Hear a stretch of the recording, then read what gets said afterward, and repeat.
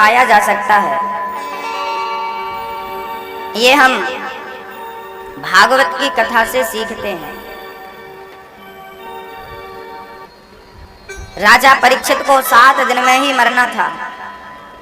अच्छा, जब राजा परीक्षित को 7 दिन में मरना हुआ, 7 दिन में मरने का जब श्राप लगा, तो वो गंगा के किनारे ही क्यों गए? वो सरयू जी के किनारे भी जा सकते थे, यमुना जी के किनारे भी जा सकते थे।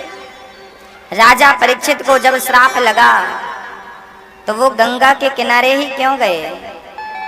कारण था, कारण यही था कि गंगा ही मोक्ष देती है। राजा परीक्षित ने अपने गुरुजनों से, अपने बड़े और बुजुर्गों से सुन रखा था कि गंगा में स्नान कर लो तो मुक्ति मिल जाती है, गंगा के किनारे प्राण त्यागो तो मुक्ति मिल जाती है। परीक्षित को जब श्राप लगा तो उन्होंने सोचा कि हमें कोई मोक्ष दे ना दे, गंगा मैया जरूर मोक्ष दे देंगी। और गंगा मैया मोक्ष नहीं दे पाई। याद रखना भक्तों, जब आप बीमार पड़ते हैं तो सबसे पहले अपने डॉक्टर को फोन लगाते हैं। अपने डॉक्टर मतलब जो आपके घर के सारे लोगों का इलाज करता है। जब आप बीमार पड़ते हैं तो अपने घर के डॉक्टर को फोन लगाते हैं। वो डॉक्टर पहले देखता है, उसके बस का है तो वो इलाज करता है, नहीं तो वो अपने बड़े डॉक्टर को रेफर कर देता है। ऐसे परीक्षित को पता था कि मेरा रोग यदि गंगा के बस का हुआ तो गंगा जी इलाज कर देंगी, नहीं तो स्वयं बड़े डॉक्टर की व्यवस्था कर देंगी।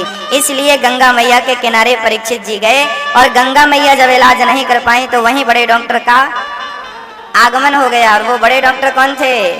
श्री सुखदेव जी महाराज। बोलिए सुखदेव भगवान की।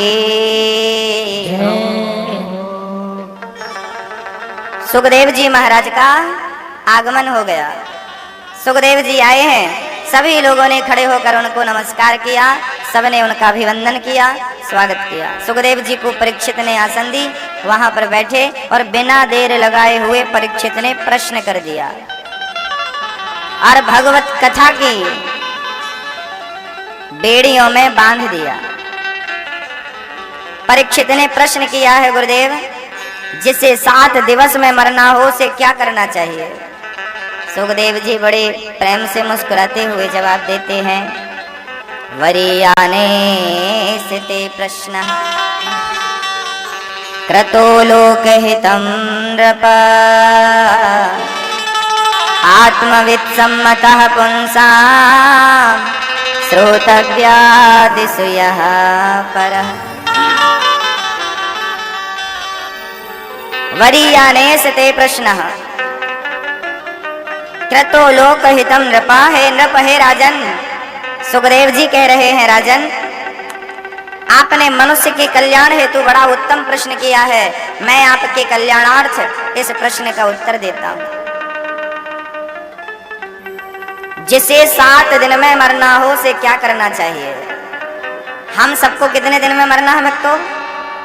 8वां दिन तो किसी के लिए ईश्वर ने नहीं छोड़ा, सबके लिए 7 दिन। इन 7 में ही जन्म लेता हूं मैं, इन 7 में ही मर जाता हूं मैं। और मैंने 1 बार और 2 बार नहीं, मैंने बार जन्म लिया है इस मृत्यु लोक में। बार जन्म लेकर के मैं इस मृत्यु लोक में आया और बार मर गया। पुनरपि जननम पुनरपि मरणम पुनरपि जननी जठरे शयनम भज गोविंदम गोविंदम भज मूढ़मते। बार मेरा जन्म होता है, बार मैं मर जाता हूँ। यही तो रोग है और इस रोग से ही मुक्त करती हैं श्रीमद् भागवत। बोलिए भागवत भगवान की।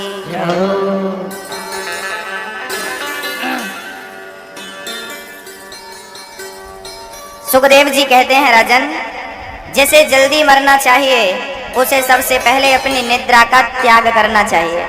निद्रया ह्रियते नक्तम व्यवायेन च वावयः देवाचार्थे हया राजन् कुटुम्ब भरणेन वा।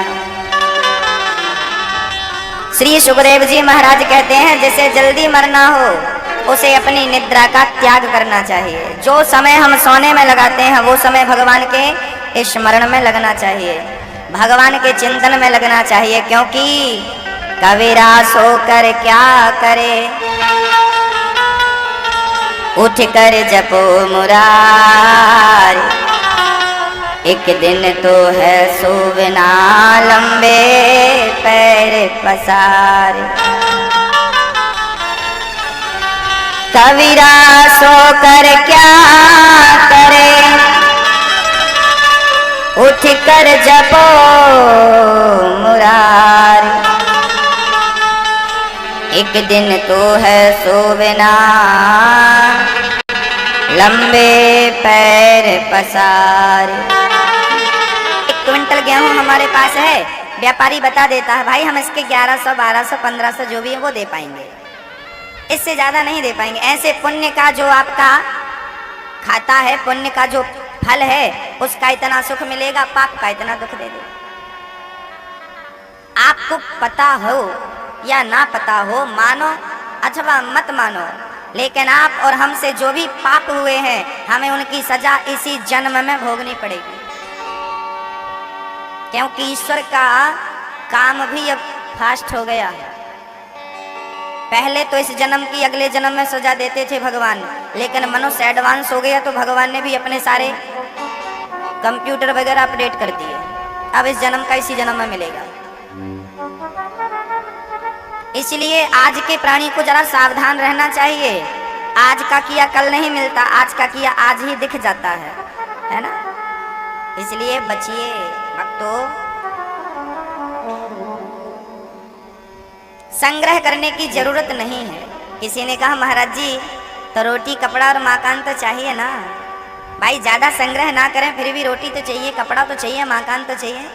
तब जवाब दिया कि ना, भगवान के भक्त को जो भगवान में मन लगा चुका है, ना उसे रोटी की जरूरत है, ना कपड़े की जरूरत है, ना मकान की जरूरत है। अरे महाराज जी ऐसा कैसे बोल रहे हो, बिना रोटी कपड़ा के कैसे काम चलेगा? तो उदाहरण देते हैं, सुनो। जंगलों में बड़ी बड़ी गुफाएं हैं, उन गुफाओं में रहो, उन्हीं को अपना घर मानकर। गृहस्थी लोग जो अपने पहने कपड़े फेंक देते हैं, उस कपड़े को इकट्ठा कर लो, गुदड़ी बना लो और गुदड़ी पहनो, गुदड़िया वाले बाबा बन जाओ। और कमाने की क्या जरूरत है? भगवान का भजन करो। फल फूल मिलते हैं, वृक्ष क्या आपको फल देना बंद कर दिए? वृक्षों में क्या फल लगना बंद हो गए? वृक्षों में फल क्यों लगते हैं? ताकि जो भगवान के भरोसे बैठे हैं, जो भगवान के भजन में बैठे हैं, ऐसे लोगों को वृक्ष आहार दे सकें, भोजन करा सकें। इसलिए वृक्षों ने फल दिया है। चेराण किम न, श्री सुखदेव जी कहते हैं, चेराण किम पथि न संति दिसंति भिक्षा नैवांग्रिपा पर व्रतः सरितोपसुष्यन् रुद्धा गुहा किमजितोवति नोपसन्नान् कस्मात् भजन्ति कवयो धन दुर्मदान्धान्। सूखा रूखा खाय के ठंडा पानी पी, देख पराई संपत्ति मत ललचाए जी।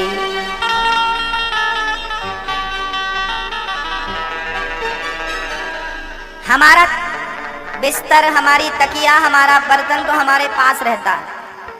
एक सज्जन बोला चलो महाराज जी रोटी कपड़ा मकान छोड़ देंगे, चलो कोई बात नहीं, लेकिन खाने को बर्तन तो चाहिए ना भाई, सोने को गद्दा चाहिए, एक आध तकिया भी चाहिए, कंबल भी चाहिए, इसके बिना काम कैसे चलेगा? तब सुखदेव जी बोले ना, जमी पर लेट जाते हैं, सिराने हाथ रखते हैं, हम तो अपना तकिया बिस्तर हमेशा साथ रखते हैं। जमीन ही हमारा गद्दा है, आकाश ही हमारा कंबल है, और ये हाथ हमारा तकिया है। जमीन पर लेट जाते हैं सिराने, जब हाथ है तो तकिए की क्या जरूरत है? बोलो, आप कभी अपने हाथ को ही तकिया बनाकर रखते हैं कि नहीं? जब हाथ है तो तकिया के लिए क्या प्रयास, जब जमीन है तो गद्दे के लिए क्या प्रयास? क्या जमीन में हम सोते नहीं हैं? बोलो भैया, क्या जमीन में नींद नहीं आती? हाँ, हम जमीन में लेट सकते हैं, जमीन में सो सकते हैं, तो गद्दे का प्रयास क्यों करें? तकिया हाथ की रख सकते हैं तो तकिए का प्रयास क्यों करें? तो महाराज जी बर्तन तो चाहिए। अरे बर्तन की क्या जरूरत है, जब हाथ ही हमारे पात्र हैं तो हमें हाथ में ही रोटी रख लेना चाहिए और बड़े प्रेम से हाथ से ही खा लेना चाहिए। हमें हाथ जो ईश्वर ने दिए हैं, इनसे अच्छा बर्तन और क्या हो सकता है, इससे अच्छा पात्र क्या हो सकता है। इसलिए इसे पात्र बनाइए और करपात्री बन जाइए। स्वामी श्री करपात्री जी महाराज अपने हाथ पर ही लेते थे और अपने हाथ से ही खाते थे, इसलिए उनका नाम पड़ा करपात्री जी। कर ही पात्र है जिसका, उसका नाम है करपात्री। संग्रह ना हो,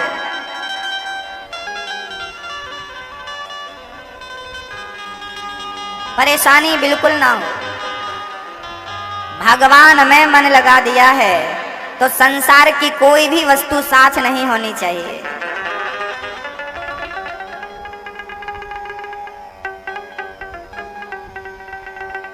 एक महात्मा जी थे,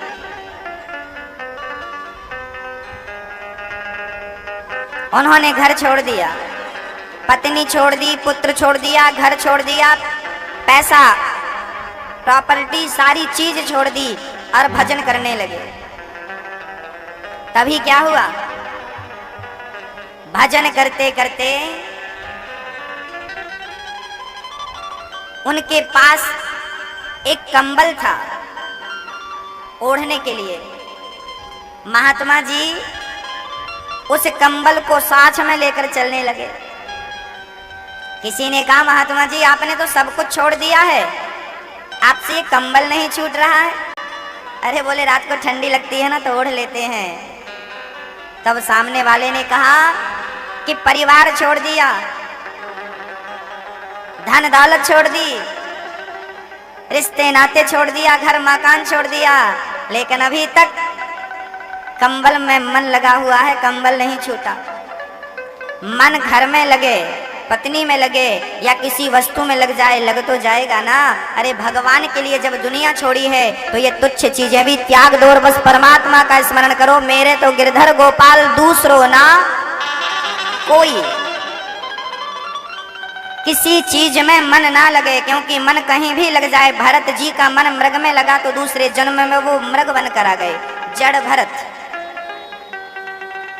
श्री सुखदेव जी महाराज कहते हैं, भक्त को विरक्त रहना चाहिए, किसी में आसक्त नहीं होना चाहिए, किसी भी चीज में मन नहीं लगाना चाहिए। भगवत भजन ही उसके लिए सर्वश्रेष्ठ साधन है, सर्वश्रेष्ठ औषधि है। सुखदेव जी ने परमात्मा से सृष्टि का वर्णन, परीक्षित ने पूछा परमात्मा सृष्टि क्यों करते हैं, तब सुखदेव जी कहते हैं, मैं भगवान को नमस्कार कर लूं, प्रश्न का उत्तर देता हूं। सुखदेव जी महाराज कहने लगे, नमः परस्मै पुरुषाय भूयसे सदोद्भवस्थान निरोध लीलया गृहीत शक्ति त्रितयाय देहिना मंतर्भवायानुपलक्ष्य वर्तमने। सुखदेव जी ने भगवान को नमस्कार किया। उन पुरुषोत्तम भगवान के चरण कमलों में कोटि कोटि प्रणाम हैं, जो संसार की उत्पत्ति, पालन और संहार करने वाले हैं। ऐसे ईश्वर को सत सत नमस्कार करते हैं। सृष्टि के वर्णन का बड़ा सुंदर दर्शन कराया श्री सुखदेव जी ने राजा परीक्षित को। बड़ी सुंदर सृष्टि का वर्णन श्री सुखदेव जी ने राजा परीक्षित को। राजा परीक्षित ने एक प्रश्न कर दिया, गुरुदेव, भगवान श्री कृष्ण जब छोड़ करके धराधाम को चले गए, तब ये पृथ्वी का क्या हुआ? इस पृथ्वी पर किसका साम्राज्य हुआ? हमें कृष्ण कथा जरा विस्तार से सुनाइए, हमें कृष्ण के चरित्रों का गुणगान सुनाइए। भगवान श्री कृष्ण शांति दूत बनकर के चल पड़े, अर्जुन के पक्ष से, पांडवों के पक्ष से। दुर्योधन को पता चला कि कृष्ण आ रहे हैं। हस्तिनापुर में उसने बहुत साज सज्जा करवाई, कृष्ण के आने का स्वागत करवाया, बहुत प्रकार से अपनी संपत्ति का प्रदर्शन किया, अपने वैभव को दिखाया भगवान को कि मैं भी कम पावरफुल नहीं हूं, मैं भी शक्तिशाली हूं। जब भगवान श्री कृष्ण पहुंचे तो भगवान ने भरी सभा में एक प्रस्ताव रखा, दुर्योधन पांडवों को रहने के लिए कम से कम 5 गांव तो दे दो। दुर्योधन बिगड़ गया। कन्हैया 5 गांव क्या, मैं सुई की नोक बराबर जमीन भी देने को तैयार नहीं हूं। मैं नहीं दे सकता, मैं नहीं दे सकता, सुई की नोक बराबर जमीन भी नहीं दे सकता।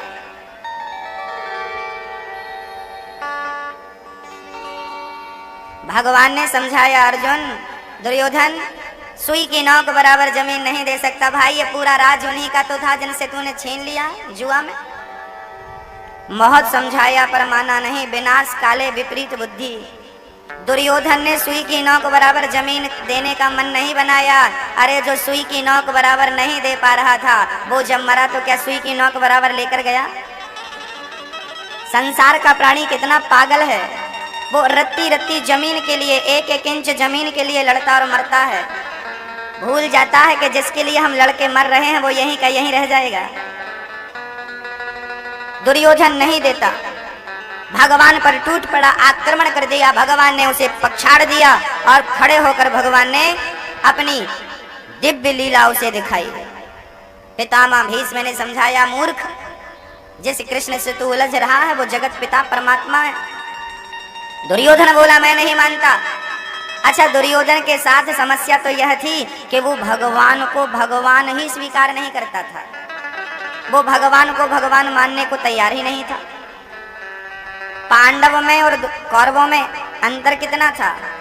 अरे पांडव कृष्ण को भगवान समझते थे, जबकि दुर्योधन कृष्ण को भगवान समझता ही नहीं था। 5 गांव कम से कम रहने को दे दो, ये भगवान ने कहा। दुर्योधन ने स्वीकार नहीं किया। बाद में भगवान को मनाने लगा, कन्हैया चलो मेरी माँ ने भोजन बनाए हैं, जरा पालो, चलकर प्रसादी पालो। भगवान ने कहा, तेरे घर नहीं खाएंगे, हमारा निमंत्रण तो विदुरानी के घर है। दुर्योधन के 56 भोग को त्याग कर भगवान विदुरानी के घर पहुंच गए। विदुरानी को पता चला कि कृष्ण आ रहे हैं। विदुर जी बाजार गए हैं भगवान के लिए मेवा मिष्ठान खरीदने, और विदुरानी जल्दी से गाय के गोबर से आंगन को लीप कर कृष्ण के आने का इंतजार करती है और कहती है, हे गोविंद आजा। ज्यों विदुरानी अपने सच्चे भाव से, सच्चे प्रेम से भगवान कृष्ण को पुकारती है, कन्हैया क्या हम दीन दुखियों की ओर कभी दृष्टि नहीं डालोगे? क्या हमें कभी देखोगे नहीं अपनी कृपा की दृष्टि से? क्या हम इतने अछूत हैं? जैसे ही विदुरानी ने सच्चे प्रेम से परमात्मा को पुकारा, परमात्मा विदुरानी को आते हुए नजर आए। आ गए भगवान। विदुरानी दौड़ पड़ी और दौड़कर भगवान श्री कृष्ण के श्री चरणों में लिपट गई। कन्हैया मुझे विश्वास था कि आप जरूर आओगे, मुझे दासी के घर में आप दर्शन देने जरूर आओगे। प्रभु मैं धन्य धन्य हो गई। मैं तो पूजा करना ही नहीं जानती, मैं तो सेवा करना ही नहीं जानती, बस आप आ गए हैं। आइए, पकड़ लिया हाथ भगवान का, ले गई अंदर। बिठाने की भी व्यवस्था नहीं थी विदुरानी की। एक लकड़ी की चौकी रख दी, और वो भी प्रेम में उल्टी चौकी रख दी। सीधा नहीं रखा, उसके पांव चौकी के ऊपर कर दिए। भूल गई ना कि मैं कर क्या रही हूं। जब परमात्मा के प्रति प्रेम होता है ना, तो हम क्या कर रहे हैं कर्म भूल जाता है, क्रिया विस्मरण हो जाती है, क्रिया का लोप हो जाता है। बस प्रेम ही प्रेम बचता है, भाव ही भाव, श्रद्धा ही श्रद्धा बचती है, अन्यथा कुछ भी नहीं। भक्तों, विदुरानी उल्टी चौकी में भगवान को बिठाती है। भगवान ने सीधा नहीं किया, उल्टी चौकी में जाकर बैठे हैं। विदुरानी हवा करने लगी पीतांबर से, पल्लू से अपने। कन्हैया थक गए होंगे, आपको तो गर्मी लग रही होगी, क्या सेवा करूं मैं? कन्हैया कहते हैं, काकी जी बड़ी भूख लगी है, आप कुछ हमें खिला दो, बस हमें कुछ खाने को दे दो, बस हमें कुछ नहीं चाहिए। भगवान अपने प्रेमी भक्तों के घर जाते हैं और मांग मांग कर खाते हैं। विदुरानी दौड़कर रसोई गई, देखा तो साग पक रही थी। विदुरानी को लगा ये साग खिलाऊंगी तो कन्हैया बीमार पड़ जाएगा, क्योंकि वो सूखी साग खाती थी। पत्ते तोड़ कर ले आई, उबाल लिया और खा लिया, न नमक न मिर्ची न मसाला। विदुरानी को लगा भगवान को ये कैसे सूखा रूखा खिलाऊं, तो क्या खिलाऊं, घर में तो कुछ अन्न था ही नहीं ना। चली गई विदुरानी बगीचे की तरफ।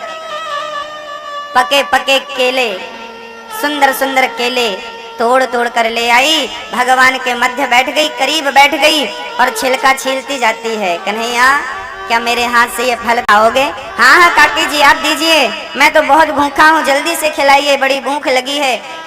भगवान विदुरानी को देख रहे हैं, विदुरानी भगवान को देख रही है। भक्त भगवान को और भगवान भक्त को निहार रहा है। और प्रेम से विदुरानी छिलका छीलती जाती और छिलका छील कर फल को फेंकती जाती, छिलका समझकर, और छिलके को फल समझकर भगवान को पकड़ाती जाती। छिलके भगवान खाने लगे।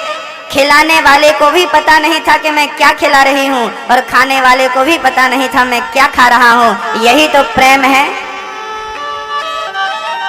जब हम भूल जाएं कि आप क्या खिला रहे हो और आप भूल जाएं कि आप क्या खिला रही हो, हम क्या खा रहे हैं, बस यही तो प्रेम की पराकाष्ठा है, यही तो भक्ति की सार्थकता है।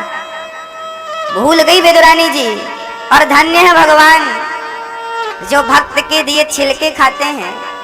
आप सच बताना, आप किसी के घर में जाओ और आपको कोई छिलका दे दे तो आप बुरा मान जाओगे? साहब जी हमारा अपमान कर रहे हैं, हम तो अच्छा अच्छा खाने वाले और हमें आपने छिलका पकड़ा दिया। आपका अपमान लगेगा आपको, लेकिन जगत के पालनहार को, जगत के विधाता को छिलका खिलाया भक्त ने। प्रेम से वो छिलका खाए, क्योंकि प्रेम का भूखा हूं मैं, प्रेम ही एक सार है, और प्रेम से भजले मुझे तो भव से वेड़ा पार है। राम ही केवल प्रेम प्यारा, जान ले ये जो जान निहारा।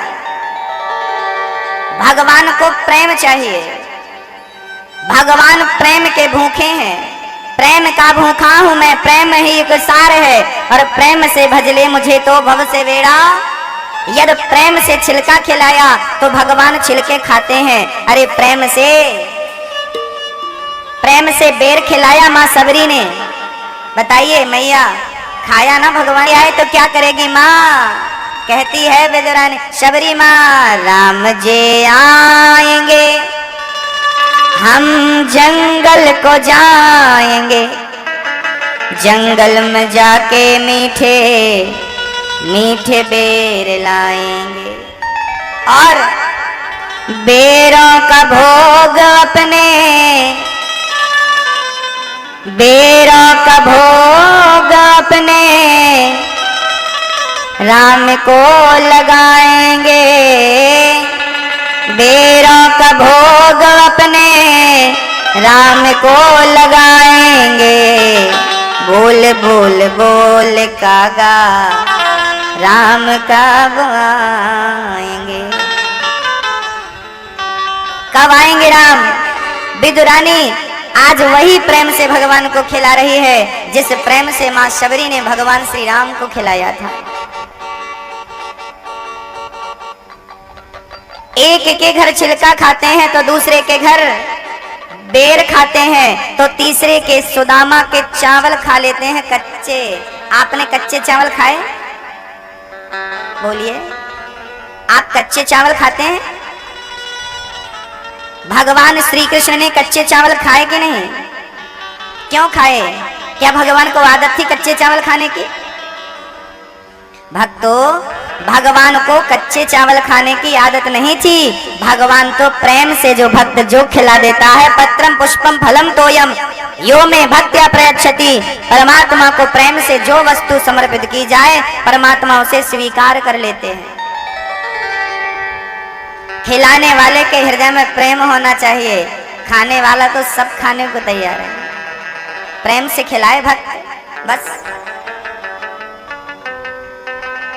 दुर्योधन ने भगवान का स्वागत नहीं किया, भगवान का सम्मान नहीं किया। भगवान को विदुरानी पहचान गई, तब तक विदुर जी आ गए और विदुर जी ने देखा कि छिलकों का पता नहीं और फलों का ढेर लगा है। देखा तो भगवान छिलके खा रहे। विदुर जी ने विदुरानी को बोला, देवी ये क्या किया आपने, भगवान को छिलके खिला दिए, क्षमा करना प्रभु ये पागल है। भगवान को 56 भोग परोसा विदुर जी ने और कहा प्रभु ये मेवा मिष्ठान खाइए। विदुर जी के मेवा मिष्ठान खाते हुए भगवान बोले, विदुर जी जो स्वाद मुझे इन छिलकों में आया वो स्वाद आपके 56 भोग में नहीं है, क्योंकि स्वाद भोजन में नहीं होता। बोलिए स्वाद किसमें होता है? बोलिए स्वाद किसमें होता है? याद रखना भक्तों, स्वाद भोजन में नहीं होता, स्वाद तो भूख में होता है। यदि भूख है तो बासी रोटी भी स्वादिष्ट लगती है और भूख ही नहीं है तो रबड़ी भी अच्छी नहीं लगती। भूख है तो भोजन स्वादिष्ट लगता है और भूख ही नहीं है तो कितना भी स्वादिष्ट हो।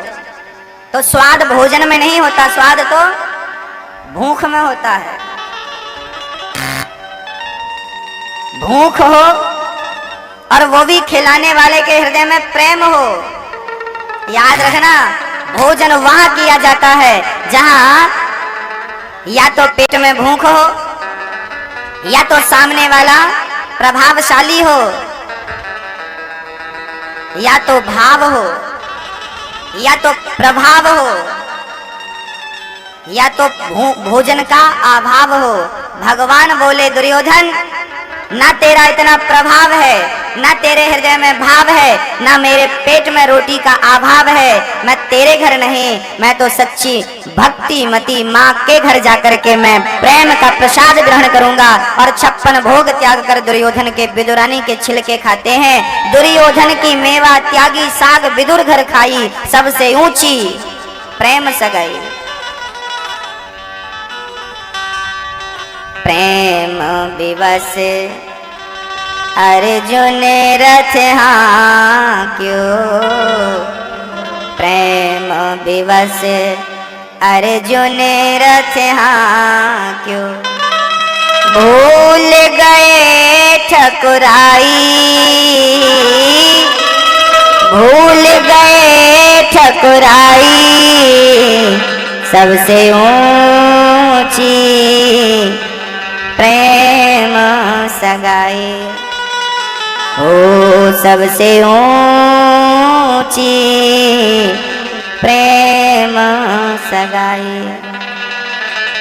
सबसे ऊंचा प्रेम का संबंध है, प्रेम का रिश्ता है। इसलिए भगवान को पाना हो तो भगवान को पूजा पाठ से नहीं पा सकते, परमात्मा को धन दौलत से नहीं पा सकते, परमात्मा को सच्चे प्रेम से पाया जा सकता है। राम ही केवल प्रेम प्यारा, केवल प्रेम। अच्छा मैया भगवान को पाना हो तो क्या करना पड़ेगा? क्या करना पड़ेगा? प्रेम। क्या करना पड़ेगा? मैया बोलो, मैया ओ मैया क्या करना पड़ेगा?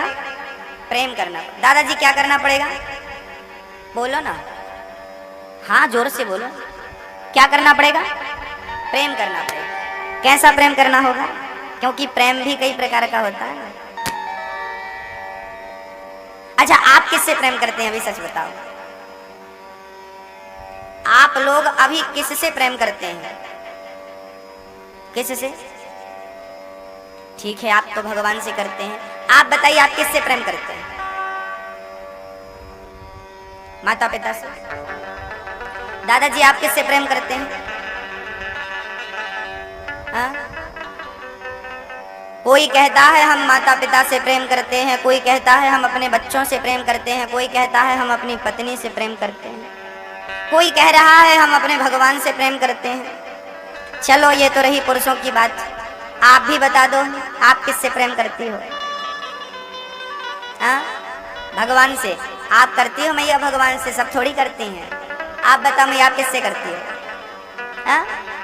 झूठ मत बोलना, आज झूठ बोलने की बिल्कुल नहीं है। सच बताओ आप प्रेम किससे करती हो मैया? आप लोग भगवान से प्रेम करते हैं तो कृपया हाथ उठा लो। वाह सब प्रेम करते हैं भगवान। दादाजी आप पीछे क्यों पड़ रहे हैं? हाथ उठाइए। वाह, सब। अच्छा, आप सब लोग भगवान से प्रेम करते हैं? हाँ हाँ, मैं मानता हूँ उस बात को कि आप भगवान से प्रेम करते हैं, क्योंकि प्रेम नहीं करते होते तो यहाँ नहीं आते कथा सुनने के लिए। आप प्रेम करते हैं इसलिए आप यहाँ आए हैं। कृपया हमें इतना और बता दीजिए कि आप भगवान से कितना प्रेम करते हैं, कितना प्रेम करते हैं? जितना प्रेम आप अपने बच्चे से करते हैं, अपने बेटा या अपनी बेटी से करते हैं, क्या उतना प्रेम भगवान से करते हैं? दिल में हाथ रख के बोलना। जितना प्रेम आप अपने बच्चे से करते हैं, क्या उतना प्रेम भगवान से करते हैं? नहीं। जितना प्रेम आप अपनी बेटी से करते हैं, क्या उतना प्रेम भगवान से करते हैं? नहीं। जितना प्रेम आप अपने काम धंधे बिजनेस व्यापार खेती बाड़ी प्रॉपर्टी से करते हैं, क्या उतना प्रेम भगवान से करते हैं? नहीं। बस यही तो है। 10वीं क्लास में पास होने के लिए 100 में से कम 33 नंबर चाहिए थे, 33। पास होने के लिए कम से कम 33 नंबर, ज्यादा से ज्यादा तो 100, 100 के 100 आ जाएं, लेकिन कम से कम कितने होने चाहिए? बोलो मैया, कम से कम कितने नंबर होने चाहिए? अच्छा, 33 से कोई कम पाए तो क्या पास हो जाएगा? अब विद्यार्थी झगड़ा करे, मैंने लिखा तो था, इन्होंने नंबर ही नहीं दिए। अरे भाई, तूने जितना लिखा उतने नंबर मिल गए। पास होने के लिए कम से कम 33 चाहिए। ऐसे ही परमात्मा से प्रेम करो, कम से कम इतना प्रेम करो जितना अपने बेटे से करते हो, कम से कम इतना तो कर लो, क्योंकि इतने ही प्रेम में वो मिलता है। इससे कम प्रेम हुआ तो नहीं मिलता। प्रेम भगवान से कितना हो, जितना प्रेम आप अपने बेटे से करते हैं, जितना प्रेम आप घर के काम धंधे बिजनेस व्यापार से करते हैं, जितनी आवश्यकता आपको बिजनेस व्यापार की है, पैसे की है, जितनी आवश्यकता पत्नी और पति की है, जितनी आवश्यकता बेटा और बेटी की है, जिस दिन भगवान आपकी आवश्यकता बन जाएगा उस दिन वो आपको प्राप्त हो जाएगा। सच कहें तो वो आपकी जरूरत ही नहीं बन पाता। भगवान से प्रेम करो जितना प्रेम अपने बेटे से करते हो। आपका एक बेटा है तो एक बेटे से प्रेम करते हो, और आपके 2 बेटे हैं तो आप 2 बेटे से प्रेम करते हो कि नहीं? किसी के 4 बच्चे होते हैं तो चारों से माँ बाप प्रेम करते हैं कि नहीं? यदि एक माँ बाप 4 बच्चों से प्रेम कर सकते हैं तो भाई आपका एक है तो दूसरा कृष्ण को मान लो, 2 है तो तीसरा कृष्ण को मान लो, 4 है तो 5वां कृष्ण को मान लो, 5 है तो 6ठा कृष्ण को मान लो। भगवान को अपने घर का सदस्य बना लो और सदस्य बनाकर प्रेम करो, फिर देखो वो परमात्मा मिल जाएगा। यदि प्रेम कर लो तो मिलहि न रघुपति बिनु अनुरागा, कि ये जोग जप ज्ञान विरागा। तुलसीदास जी ने उत्तरकांड में लिख दिया, मिलहि न रघुपति बिनु अनुरागा। राम की प्राप्ति बिना प्रेम के असंभव है। कि ये जोग जप ज्ञान, कितना भी जाप कर लो, कितने भी माला घुमा लो, कितने भी मंदिर में परिक्रमा लगा दो, कितने भी तीर्थ यात्रा कर लो, लेकिन आप भगवान से प्रेम नहीं करते तो सारी पूजा व्यर्थ है। कैसे?